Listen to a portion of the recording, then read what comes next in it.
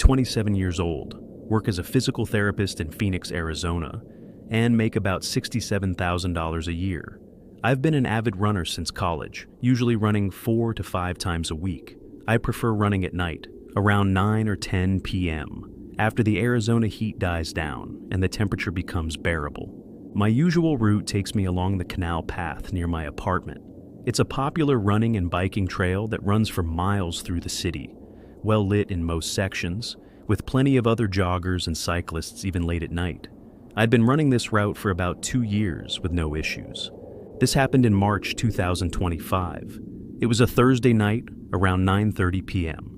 I'd just finished a long shift at work and needed to clear my head, so I put on my running gear, grabbed my headphones, and headed out. The first 2 miles were normal. I passed a few other runners, a couple walking their dog, some cyclists. The canal path was well lit, and I felt completely safe. I had my phone in my armband, headphones in, listening to my running playlist. Around the 3-mile mark, the path goes through a section that's less developed. The street lights are farther apart, and there's dense vegetation on both sides of the canal. It's darker, but I'd run through this section dozens of times before without any problems. As I was running through this darker stretch, I noticed someone behind me, another runner, maybe 50 feet back. I couldn't see them clearly in the dim light, just a dark silhouette keeping pace behind me.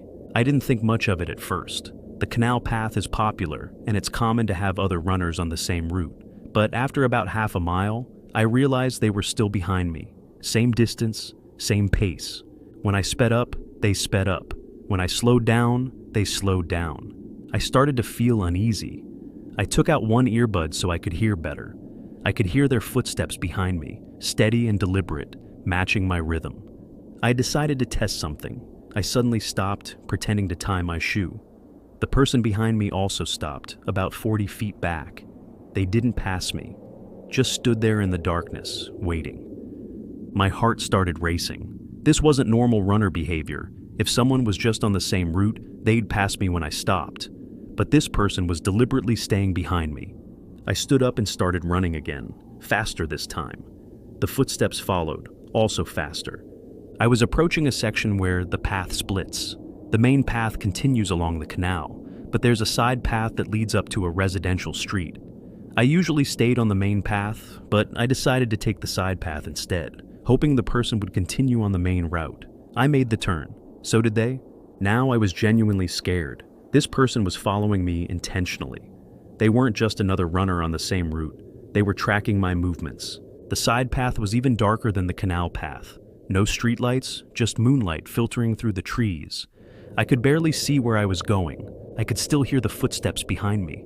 They were getting closer now. I ran faster, pushing myself harder than I ever had during training. My lungs burned and my legs ached, but adrenaline kept me moving. The path started to incline upward, leading to the residential street. I could see streetlights ahead, houses, civilization. I just had to make it there. I heard the footsteps behind me getting louder. They were running now, full sprint, chasing me. I didn't look back. I just ran as fast as I could toward the lights. When I reached the residential street, I immediately turned onto a main road with traffic and streetlights. I ran into the middle of the road, forcing cars to slow down, making myself as visible as possible. I looked back. The person who'd been following me was standing at the edge where the path met the street. They were just standing there, watching me. I still couldn't see their face clearly, but I could see they were tall, wearing dark clothes, and they were staring directly at me.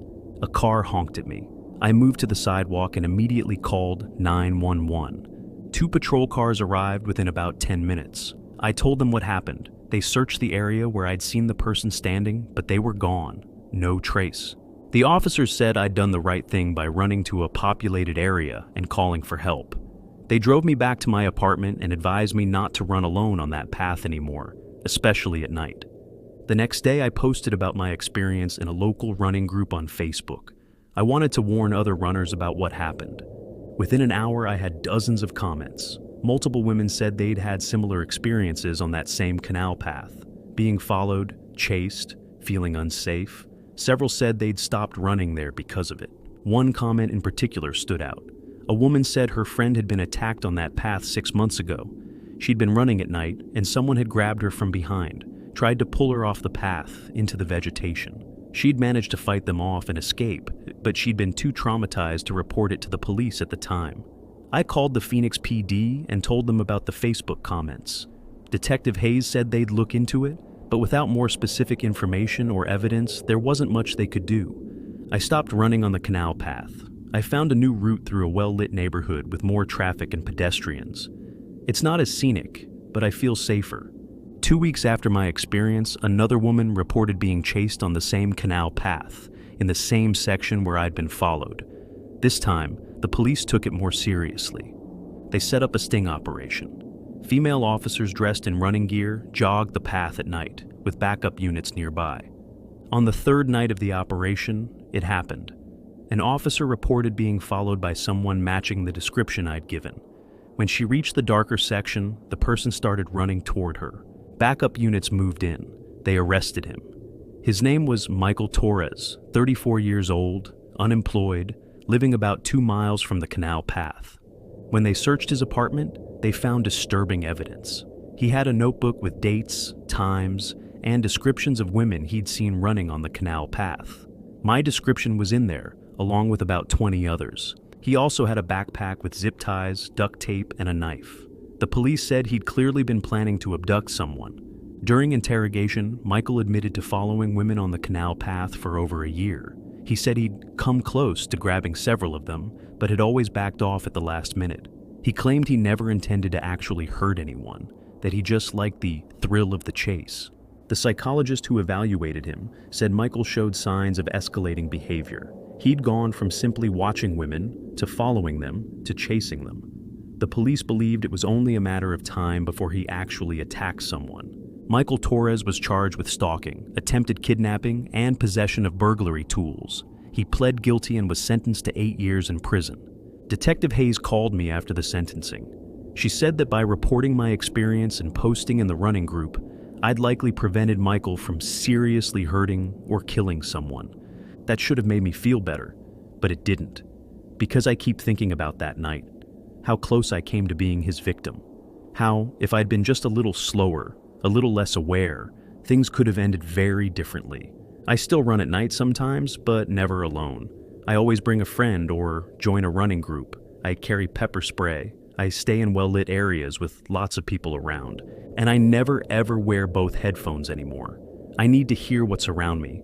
I need to hear if someone's footsteps are matching mine. I need to hear if someone's chasing me. Because I learned that night that predators are real. They're out there, waiting in the dark sections of running paths, watching for vulnerable targets, waiting for the right moment to strike. Michael Torres is in prison now. But I know there are others like him, others who watch women jogging alone at night, others who follow and chase and wait for their opportunity. That's why I'm sharing this story. If you run at night, please be careful. Stay in well-lit areas. Don't wear both headphones. Trust your instincts. If something feels wrong, it probably is. And if someone's following you, do what I did. Run to populated areas. Make yourself visible. Call for help. Don't worry about seeming paranoid or overreacting. Your safety is more important than politeness, because the alternative is becoming another statistic, another woman who disappeared while jogging, another unsolved case. I was lucky that night. I was fast enough, aware enough, smart enough to get away. But luck runs out, and the next woman might not be as fortunate. So please be careful out there. The night is beautiful for running, but it's also where predators hide. And sometimes the footsteps behind you aren't just another jogger on the same route. Sometimes there's someone who's been waiting for you, watching you, planning, and once they start chasing, you'd better run faster than you ever have in your life. Because if they catch you, you might never run again. I'm 24 years old, work as a middle school teacher in Charlotte, North Carolina, and make about $42,000 a year. I live in a quiet suburban neighborhood with tree-lined streets, well-maintained houses, and friendly neighbors. It's the kind of place where people leave their porch lights on and wave when you drive by. I started running about a year ago as a way to manage stress from work. Teaching middle school is exhausting, and running helped clear my head. I'd usually go out around 10 p.m. after I'd finished grading papers and planning lessons for the next day. My route was a simple loop through my neighborhood. About 3 miles total, passing through streets I'd driven on countless times. The area was safe, well lit, and I'd often see other people out walking their dogs or sitting on their porches. This started in early April 2025. I was doing my usual evening run, about halfway through my route, when I noticed a car driving slowly behind me. A dark sedan, maybe a Honda or Toyota, keeping pace about 20 feet back. At first I thought they were just looking for an address or driving slowly because of the residential speed limit, but after a full block, they were still behind me, still moving at the same slow pace. I decided to cross the street. The car also turned and crossed, staying behind me. That's when I started to feel uneasy. I was on a public street with houses all around, but it was dark and most people were inside. I was essentially alone with this car following me. I picked up my pace, running faster. The car matched my speed, still maintaining that 20-foot distance. I turned down a side street, hoping the car would continue straight. It didn't. It followed me. My heart was pounding now, and not from the running. Someone was deliberately following me. I pulled out my phone, ready to call 911, but I wanted to see what they'd do first. Maybe it was just someone being weird, and they'd drive away if I stopped. I stopped running and turned around to face the car. For a moment, we just sat there, me standing on the sidewalk, the car idling in the middle of the street. Then the car's headlights turned off. The engine was still running, but now I couldn't see inside, couldn't see who was driving or what they looked like. That terrified me more than anything. They'd turned off their lights so I couldn't identify them, so they could watch me without me seeing them. I started running again, this time in a full sprint toward the main road at the edge of the neighborhood. The car followed, still with its headlights off, just a dark shape moving through the darkness behind me. I reached the main road and ran to a gas station that was still open. I ran inside, gasping for breath, and told the clerk that someone had been following me. The clerk, a guy in his 50s, looked concerned. He let me stay inside while he called the police. Through the windows, I could see the dark sedan sitting in the parking lot. Still there, still watching. After about 5 minutes, the car drove away. But by then, a patrol car had arrived. The officer took my statement and drove around the neighborhood looking for the sedan, but didn't find it. He said I'd done the right thing by going to a public place and that I should avoid running alone at night. I didn't run for the next few days. I was too scared, but eventually I convinced myself it was just a one-time thing, some creep trying to scare me. They were gone now, and I couldn't let fear control my life. A week later, I went out for a night run again. Same route, same time. About a mile in, I saw a car at the end of the street, a dark sedan, parked with its lights off. My stomach dropped. I knew it was the same car, same make, same color, sitting there in the dark like it was waiting for me. I immediately turned around and ran back home. The car didn't follow this time, but I knew they'd been watching, waiting for me to come back. The next night I went out earlier, around 8 p.m. while it was still light out. I thought maybe if it wasn't fully dark, the person wouldn't be there, but they were. The same sedan, this time driving slowly through the neighborhood. I saw it 2 blocks away and immediately ran to a neighbor's house, someone I'd chatted with a few times. I knocked on their door and explained what was happening. They let me inside and called the police. By the time officers arrived, the car was gone again. This time, the police took it more seriously. They said someone was clearly targeting me and I needed to be very careful. They increased patrols in the neighborhood and advised me to vary my routine. But I couldn't vary my routine. I lived there. I had to come and go from my house. And whoever was in that car knew where I lived. They'd seen me running from my house, which meant they knew my address. I installed a Ring doorbell and added security cameras around my house. I told my neighbors what was happening and asked them to call police if they saw a dark sedan loitering in the area. For 2 weeks, nothing happened. No car, no following.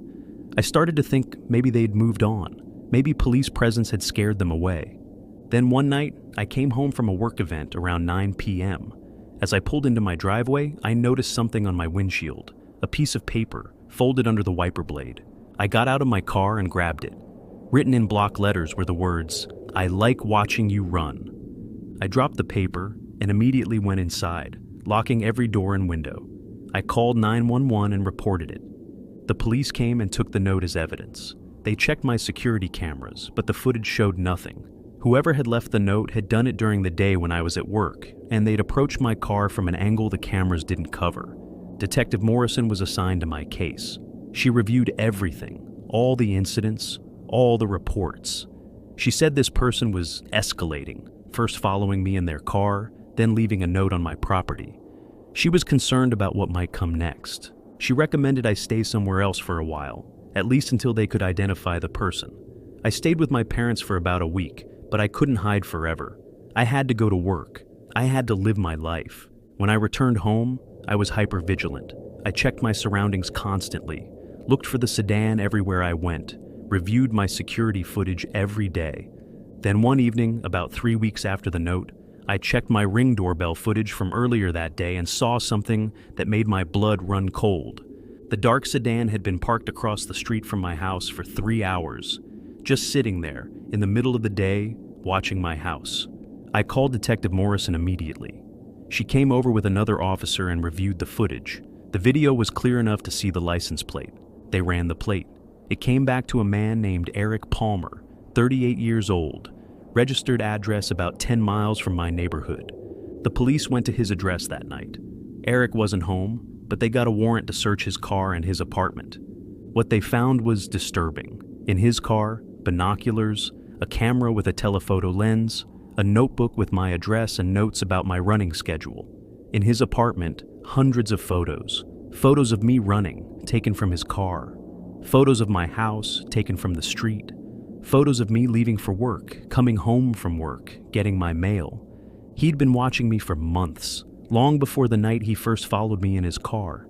He'd been documenting my entire life. They also found photos of 3 other women who lived in nearby neighborhoods. He'd been stalking multiple women, following their routines, taking their photos. Eric Palmer was arrested when he returned home later that night. He was charged with 4 counts of stalking, 1 count of trespassing, and multiple counts of harassment.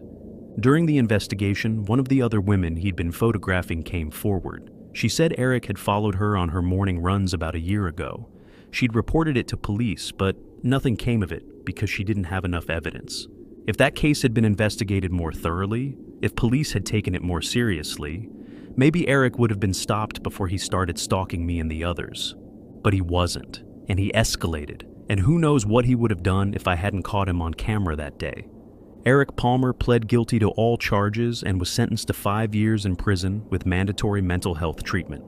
That was 2 months ago. I've since moved to a different neighborhood, a gated community with better security and more cameras. I don't run at night anymore. I go to a gym during the day, on a treadmill where I can see everyone around me.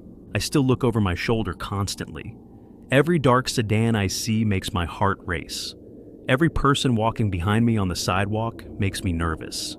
Because I know how easy it was for Eric to invade my life, to watch me, follow me, document my every move, all while I had no idea. The scariest part is that he wasn't some stranger in a dark alley. He was just a guy in a car, driving through my neighborhood. He looked normal, acted normal, blended in completely. And if I hadn't paid attention that night, if I hadn't noticed the car following me, if I hadn't gone to the gas station, if I hadn't installed those cameras, he might still be out there, watching me, escalating, planning whatever came next. I think about the note he left on my windshield. I like watching you run. How many times had he watched me? How many times had I run past his car without even knowing he was there? Those questions haunt me, because the answers show just how vulnerable I was, how vulnerable we all are.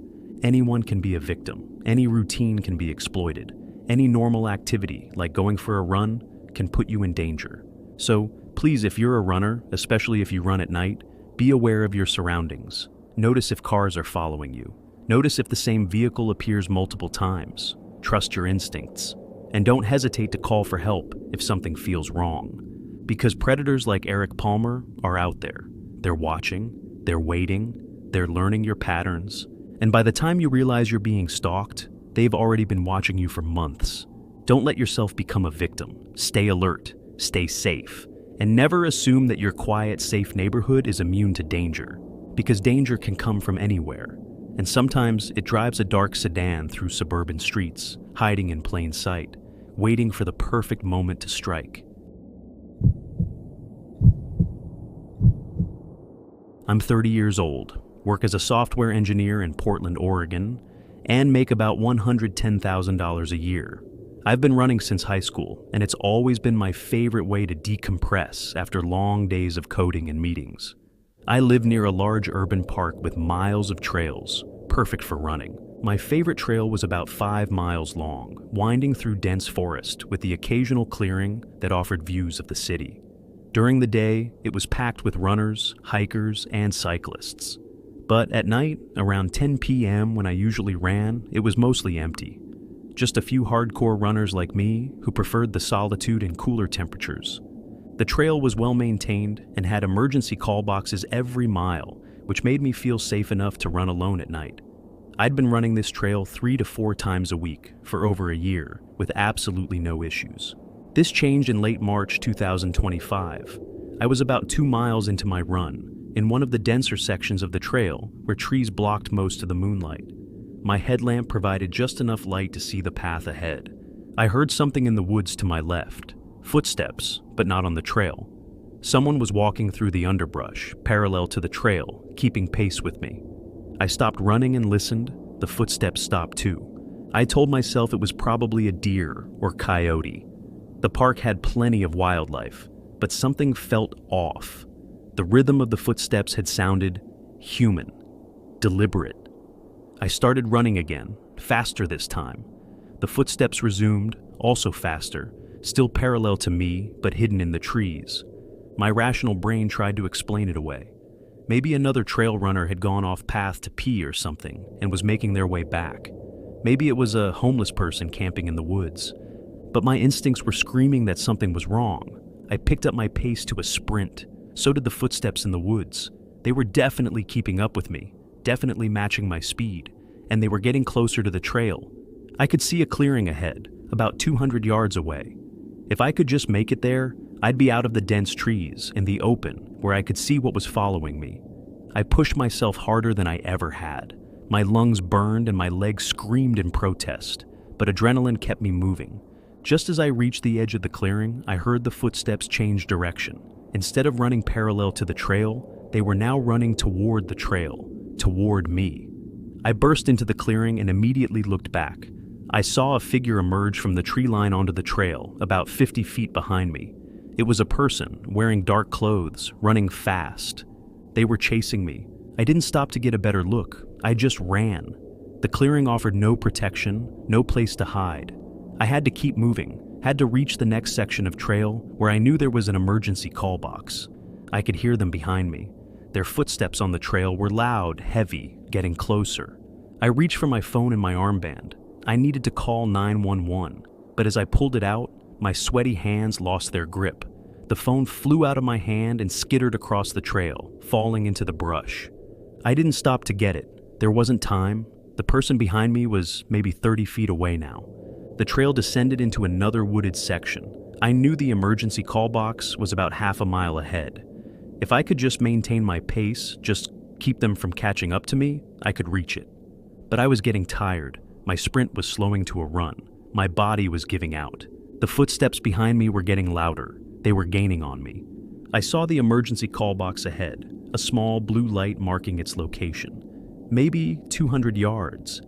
I found a reserve of energy I didn't know I had. One final push. I sprinted toward the light. 100 yards, 50 yards, 25 yards. I could feel them right behind me now. Could hear their breathing, ragged and heavy. I reached the emergency call box and slammed the button. An automated voice said, "Emergency services have been contacted. Please stay on the line." I turned around, my back against the call box, and finally got a good look at my pursuer. It was a man, maybe in his 30s, wearing black running clothes and a dark beanie. His face was red from exertion, and he was staring at me with an intensity that made my blood run cold. "Why are you running away from me?" he said, breathing hard. "I just wanted to talk to you." "Stay away from me," I said, trying to keep my voice steady. "The police are coming." He took a step closer. "You're overreacting. I wasn't chasing you. We were just running in the same direction. You were in the woods. You were following me through the trees. I was taking a shortcut. This is ridiculous. You're being paranoid.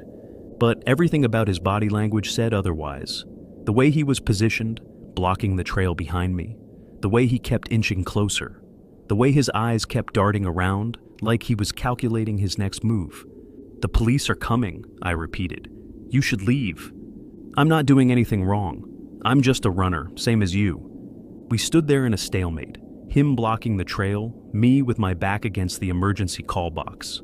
The automated voice was still talking, saying, "Help was on the way." After what felt like an eternity, but was probably only 2 minutes, I heard the sound I'd been praying for. Sirens. The man heard them too. His expression changed. The fake friendliness dropped, replaced by anger. "You're crazy," he said, "wasting police time because you're paranoid." Then he turned and ran back the way we'd come, disappearing into the darkness. I stayed at the call box until 2 park rangers arrived on ATVs, followed shortly by 2 Portland police officers. I told them everything, showed them where the man had come out of the woods, the direction he'd run. They searched the area, but didn't find him. One of the rangers said, "You did the right thing. This trail has had some incidents lately. Women being followed, one woman reported being grabbed, but she got away. We've been trying to catch whoever's doing it. Why didn't anyone tell us? Why wasn't there a warning posted?" The ranger looked uncomfortable. The park administration didn't want to scare people away. They were worried about attendance numbers. I was furious. They'd prioritize park attendance over public safety. They'd known there was a predator on these trails and said nothing. The police drove me back to the parking lot where my car was. They found my phone on the trail where I had dropped it. Amazingly, it still worked. They took my statement and said they'd increase patrols in the park. They also said I should avoid running alone on the trails at night.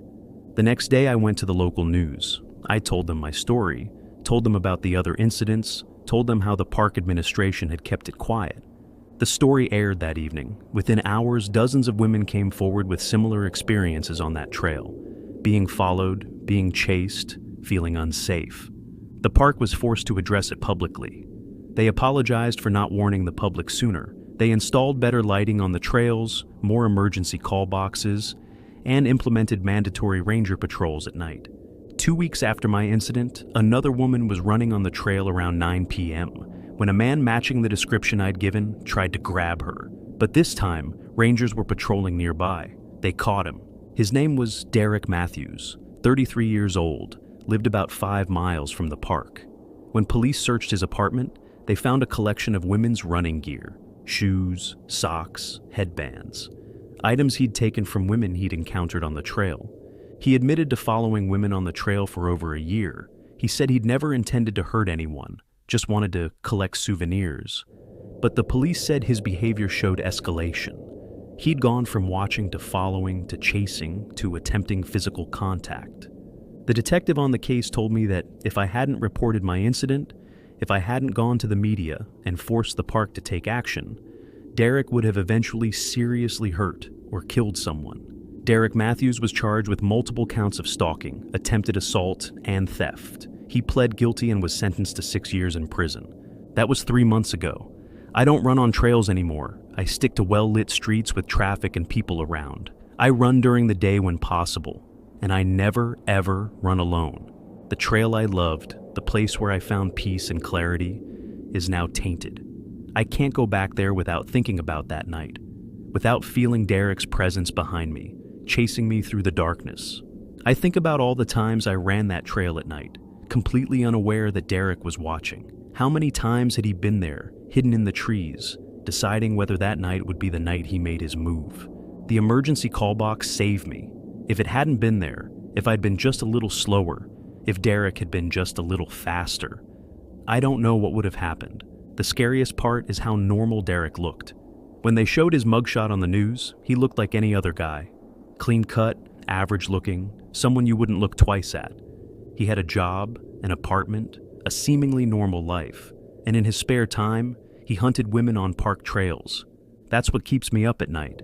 The knowledge that predators don't look like monsters. They look like everyone else. They could be anyone, and they're out there, watching, waiting for the right moment. I'm sharing this story because I want other runners to be aware. Trail running at night is dangerous. I don't care how well lit the trail is, how many people you usually see there, how safe it seems. All it takes is one person with bad intentions. One predator who knows the trails, who knows the hiding spots, who knows how to stay just out of sight until they're ready to strike. If you must run trails at night, go with a group, carry pepper spray, have your phone easily accessible, know where the emergency call boxes are, and trust your instincts. If something feels wrong, it probably is. Because I trusted my instincts that night. When I heard those footsteps in the woods, I didn't ignore them. I didn't rationalize them away. I ran. And that's what saved me. Derek Matthews is in prison now. But there are others like him out there. Others who watch from the trees, who follow in the shadows, who wait for runners to pass by alone and vulnerable. Don't make it easy for them. Stay alert, stay safe, and remember that the most dangerous predators are the ones you never see coming until it's too late.